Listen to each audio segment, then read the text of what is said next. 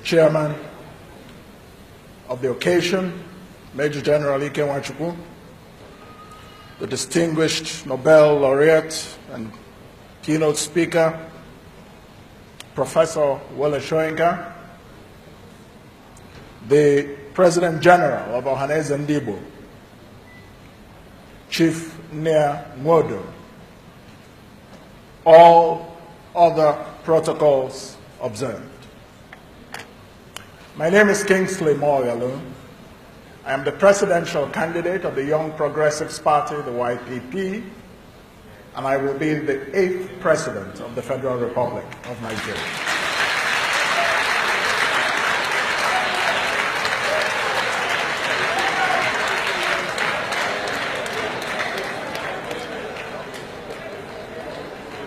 Let there be no doubt about it. It's not if, but when. And the when is May 29 next year.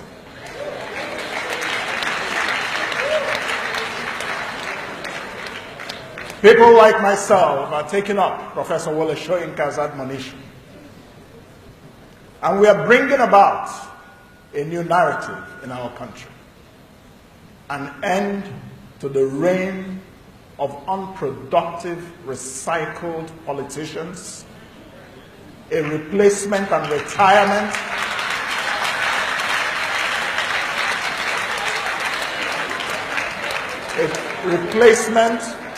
and permanent retirement of those who have held us in bondage for far too long with those who have a vision for this country. I have a vision for Nigeria.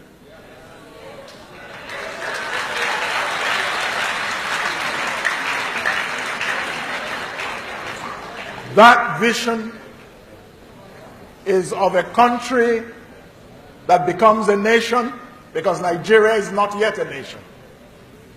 Nigeria is a country, and a broken country at that. I worked for the United Nations for 17 years, from entry level to the highest career rank. I helped to fix several broken nations. Cambodia, Rwanda after the genocide, the former Yugoslavia. If I could fix those countries, I can fix Nigeria.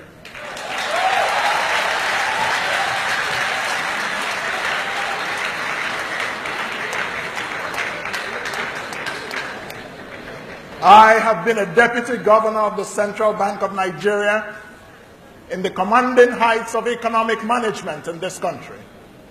And I am proud to say, and stand before you to say, that in the Central Bank of our time, under the leadership of the great Sanusi Lamido Sanusi, from 2009 to 2014, we recorded many achievements that we enjoy in this country today. I personally, as Deputy Governor for Operations, led the introduction of the bank verification number in this country, BVN. As Deputy Governor for Financial Stability, I supervised and led the implementation of Nigeria's banking reforms that prevented Nigeria's banks from collapsing after the global financial crisis of 2008.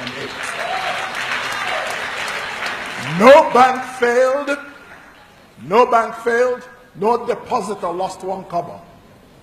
It happened in Nigeria. All over the world, banks were collapsing. In the 1990s in this country, people lost trillions, billions in the failed bank crisis, and some had strokes and died. Our record stands in history. I have a vision, therefore, of Nigeria beyond oil.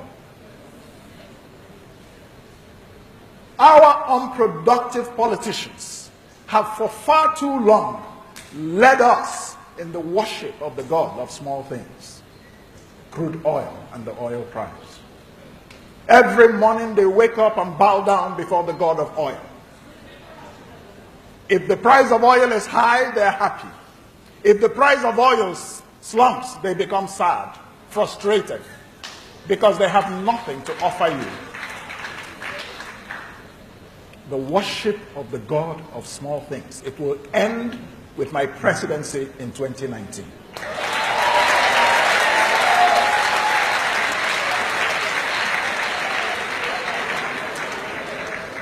The end of the worship of the God of small things. The sole reliance on crude oil, which has made this country so poor. Let me tell you something you may not know. The wealth of nations is never in natural resources. The wealth of nations is always in the human capital of any country. As president of Nigeria, my #1 priority will be to develop the human capital of the Federal Republic of Nigeria. And so, we will not be able to achieve this without a constitutional restructuring of the Federal Republic of Nigeria. Why? Because today we have officially a federal republic, but in truth, Nigeria is a unitary country. It's run as a unitary state where the federal government owns all the resources and decides whom to give it to and how much of it. Resource allocation, revenue allocation. And so every month, unproductive politicians gather in Abuja to do what they call FAC, Federal Account Allocation Committee. Instead of us to invest in our brains, instead of us to invest in creating an innovation economy, instead of us to invest in the 3 secrets of successful capitalism: property rights, innovation, capital. These are the 3 things that make any capitalist society function well. No politician in Nigeria can tell you what they mean, let alone engage with them. I am sorry. It is not my intention to exhibit intellectual arrogance. But the truth is, I went to school. I have my certificates.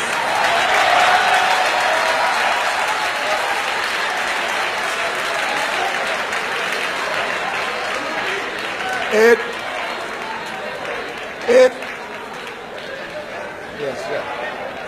is time Nigeria was led by an educated person.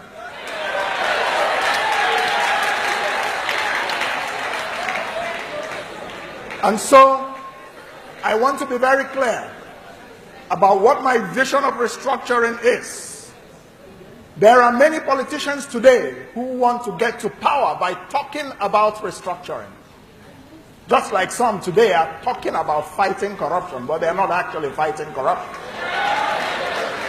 And so, talking about restructuring has become the latest fashion. They want to 419 us once again. Once again. And if you give them power, they will get in there, the vested interests will hold them down, and they will not be able to deliver what they promise you. Let me tell you how we will restructure Nigeria, all of us working together in the Kingsley Moghalu presidency as from 2019. My vision of restructuring is one in which Nigeria returns to a proper federation. And what is a proper federation? There will be 2 levels of government constitutionally. And those 2 levels, none is superior to the other. There will be the central government and there will be the subnational governments. Those subnational governments, in my own vision, should be the 6 geopolitical zones, not states. The reason is very simple. With the 6 geopolitical zone structure, and we turn them into 6 geo-economic zones, the economies of scale in every region of Nigeria today will make each and every region of Nigeria prosper.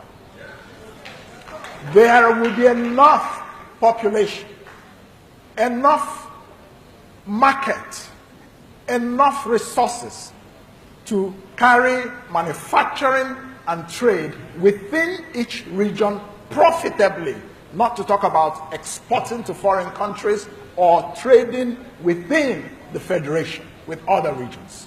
Therefore, the 6th geopolitical zone structure is better and superior to a structure based on 36 states. I do not often disagree with my elders, at least not in front of them. But I must humbly and respectfully disagree with the chairman, General Ikemwachukwu, when he said that no state, all states in Nigeria are viable. I'd like to qualify that statement a little bit. The truth is that many states in this country, during the state creation exercise, they were not created with economics in mind. They were created along tribal lines.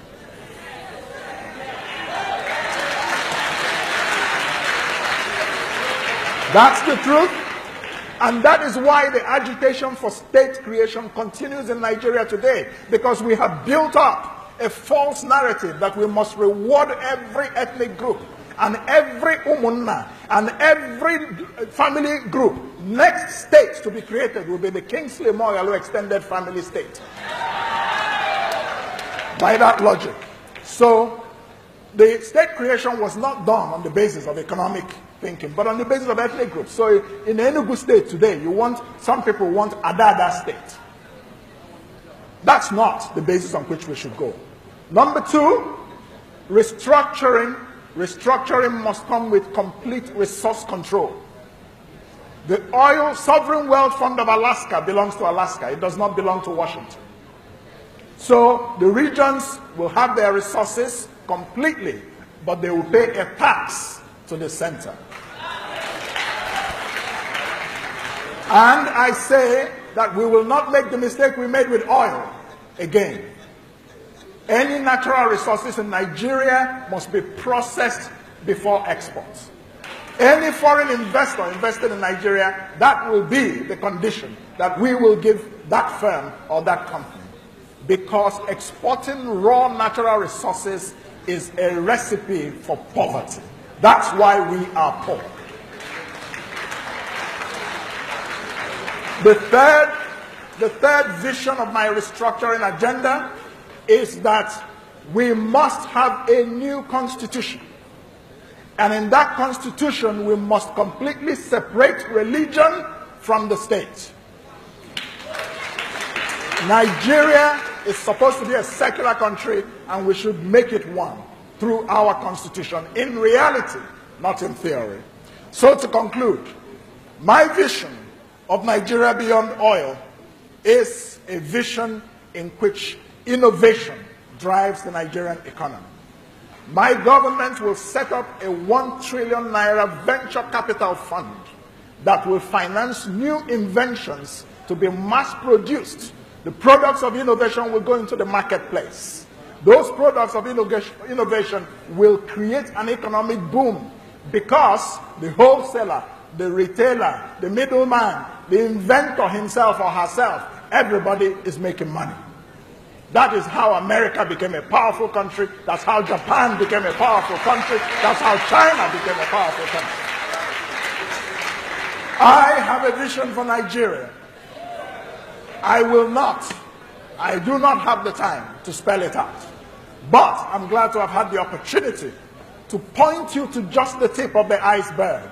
And if you want to excavate the whole iceberg, I am the first presidential candidate in Nigeria to have written a proper book on my vision for this country. And that book is here.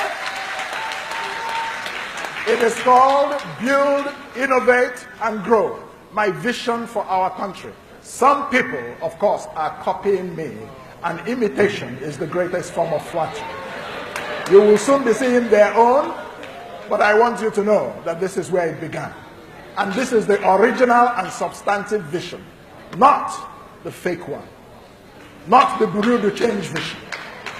Thank you.